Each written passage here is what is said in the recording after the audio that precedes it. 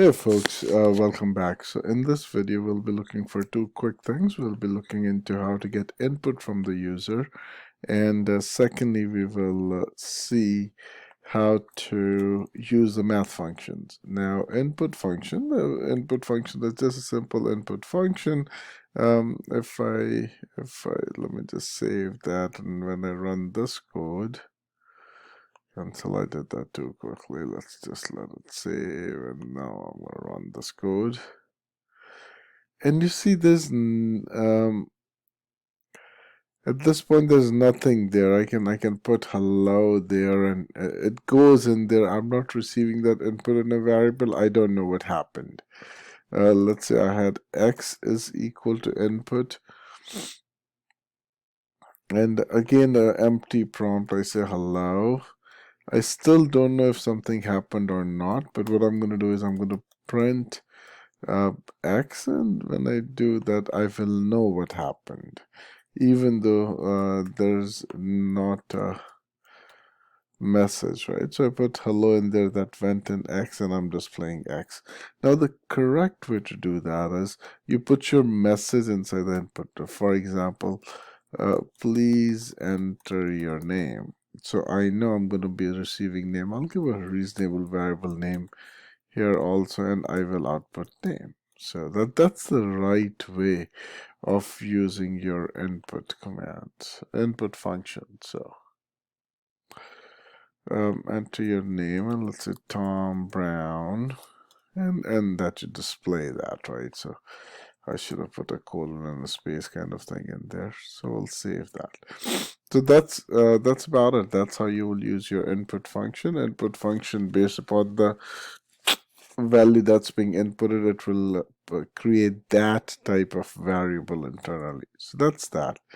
Now let's start playing with some of the math functions. For example, I want to know is let's say which one. I want to find the value of pi there, right? So how do I find value of pi? What is pi? Pi is already defined, or let's say I want to find power, just similar to the exponential function, right? So I have two variables. Let's say x is equal to 4, and I have two variables. Let's say x and y, and they are equal to 2 and 3. Good. And I have another variable, x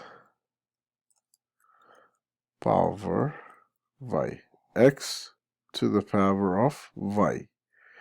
So one way to do that is x, this y, and I'll print x to the power of y, right?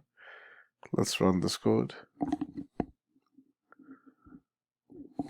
Oh, that's still saying name, so I'll just put something in there. So that gives you 8. Now, can I use a power function? There's a predefined function called power. You can use that as well to do the same thing. So instead of this, I'm going to use power x comma y. Now, if I run this guy, I'll just put something for the name. It gives me that, right? So that's okay. But then there are some functions that you cannot directly use like that, right? So you could, another math function I'm going to use is, let me show you this. In print, I'm going to use a min function. That's going to give me the smaller of the two numbers, right? So let's see if it does that. So it outputs 2. That's the smaller of the two functions, right? Now let's see if you need something a little more advanced. That's exponential function, or you want a cos or a sine of a value, right?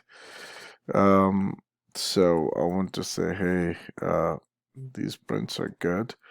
I want to do is a is equal to sine of 90, right? And I want to print a. When I run this,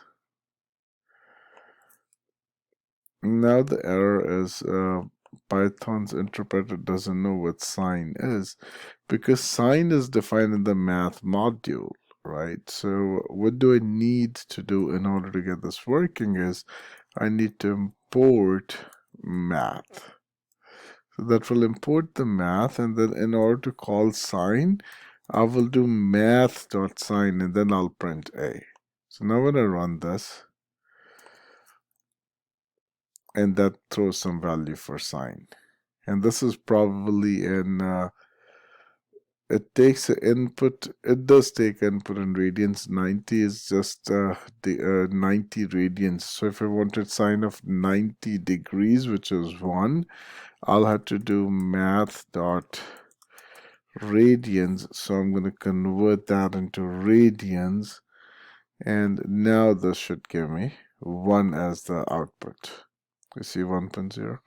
So that's how you use the math functions. Down here I'll give you a list of a bunch of math functions to practice with, and we'll do some questions with those. So you can also put in math.pi or math.e radians degrees, and this is not the exhaustive list. These are most of the math functions that you will use.